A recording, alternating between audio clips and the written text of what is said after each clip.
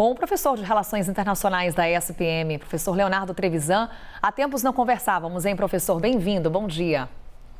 Bom dia, Carol. Fazia tempo mesmo. Obrigado pelo convite. Vamos conversar de Venezuela. Vamos entender o que está acontecendo, né, professor? Bem, para começar aqui, acompanhamos a declaração de Nicolás Maduro, quando ele fala, olha, eu vou cumprir as ordens do povo. A gente sabe que o referendo, ele é consultivo. Porém, quando vem Nicolás Maduro dizendo que vai cumprir o que o povo determinou nas urnas, o que a gente pode esperar na prática de Nicolás Maduro? O que ele pode fazer? Olha, essa é a pergunta, não é? Talvez esses excessos verbais que nós acabamos de assistir do Maduro, que são muito costumeiros, né? Me chamou a atenção, assim que começou o discurso, eu imaginava que isso não ia acontecer mais, principalmente pelos acordos recentes com os Estados Unidos, com o governo de Biden, de controlar, de conter as sanções contra a Venezuela, que é uma situação de vida e morte para a Venezuela, não é? Principalmente para a Venezuela vender petróleo, é disso que se trata, né? A Venezuela tem uma produção muito pequena de petróleo, perto do que ela já teve. A Venezuela já chegou a explorar mais de 3 milhões de barris de petróleo dia, hoje explora 700 mil. Então, quando nós temos essa referência, dá para ter uma ideia. 700 mil que tem muita dificuldade para vender por causa das sanções americanas. Esteve próximo de um acordo, as sanções foram contidas, em troca do quê? Em troca de uma oposição mais livre na Venezuela e de uma eleição mais justa, mais aberta, não é? Mais transparente. É esse o problema, Carol. Né? Esse discurso me surpreendeu. Voltar a fazer as acusações aos Estados Unidos, voltar a esse discurso beligerante contra empresas, não era hora para a Venezuela. A crise é muito forte. Isso tudo explica, de certa forma, e dá um sinal para nós dos próximos passos. Maduro sabe perfeitamente que a opção militar é muito difícil, é praticamente impossível. Não é só o Brasil que contém essa opção militar. Os Estados Unidos já deixaram isso muito claro. Ontem houve uma manifestação da embaixada americana em Georgetown, dizendo claramente que militares americanos estiveram em contato com militares da Guiana. Veja em que ponto estamos, né? Quer dizer, se de alguma forma os Estados Unidos já falam nesse tom, por uma embaixada em Georgetown, é evidente que ele vai proteger a Guiana. Maduro vai ponderar esse fato para qualquer opção militar. Sobra a opção do discurso inflamado, como nós acabamos de assistir. Agora, o que me chama a atenção, professor, foi a manifestação da oposição. E aqui trago na figura da Maria Corina Machado, a principal figura na Venezuela de oposição a Maduro. E ela escreveu o seguinte: agora devemos apresentar uma defesa impecável dos nossos direitos perante a Corte Internacional de Justiça e demonstrar que esse Essequibo é venezuelano. Esse discurso que a gente acompanha de Maduro, de fato, ele tem reprodução até mesmo na oposição na Venezuela? Me chamou também a atenção ontem, você tocou no ponto essencial, né? Não há dúvida nenhuma que o estado de espírito nacional na Venezuela é pró-anexação de Essequibo.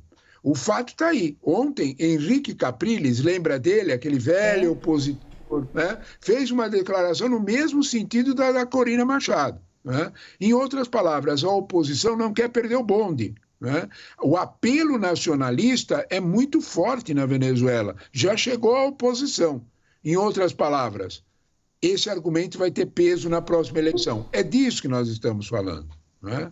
Esse Essequibo nada mais é do que um argumento eleitoral, para usar a palavra certa, uma arma eleitoral que Maduro está usando de fabricar um inimigo externo porque a vida interna está difícil. Esse truque é velho, convenhamos, né?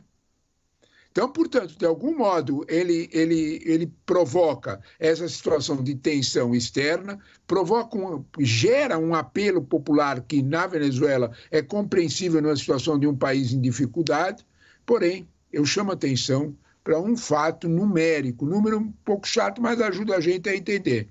A Venezuela tem 20,7 milhões de habitantes.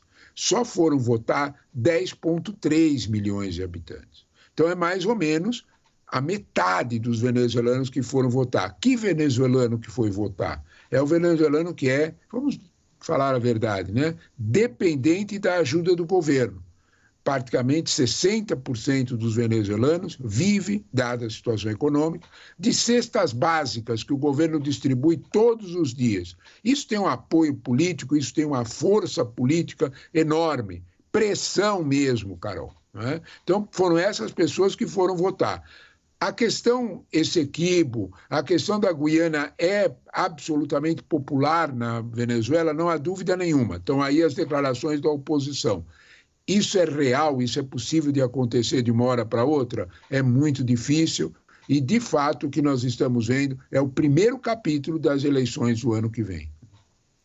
E aí, professor, o que cabe à comunidade internacional nesse tensionamento? E até olhando um pouco para o papel do Brasil, pode ser o protagonista de um processo de pacificação entre Venezuela e Guiana?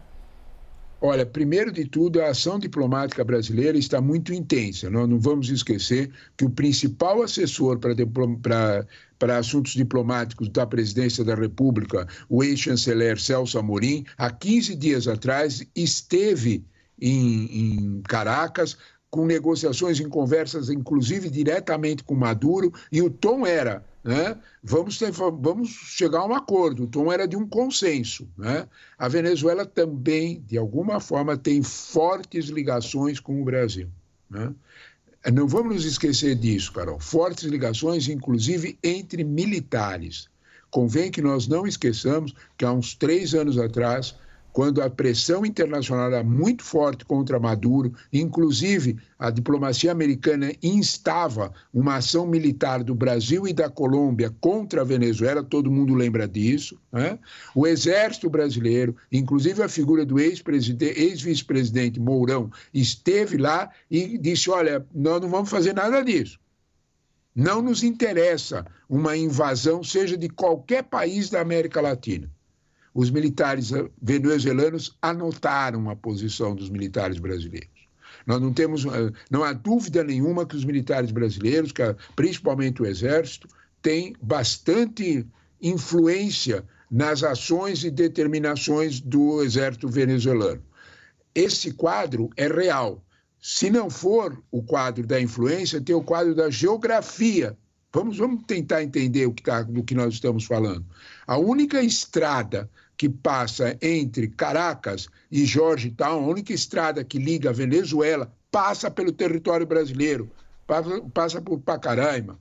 Portanto, a Venezuela, para usar território para invadir a Guiana, precisaria passar por território brasileiro. Isso pode esquecer, né? O Exército já deu todos os sinais de que não vai permitir uma situação assim. Então, portanto, a solução militar está descartada. A comunidade internacional está fazendo bastante pressão para que a solução diplomática efetivamente aconteça. Professor Leonardo Trevisan, sempre um prazer. Obrigada aqui por tirar nossas dúvidas, trazer o que acontece nesse momento, nesse tensionamento entre Venezuela e Guiana. Até uma próxima.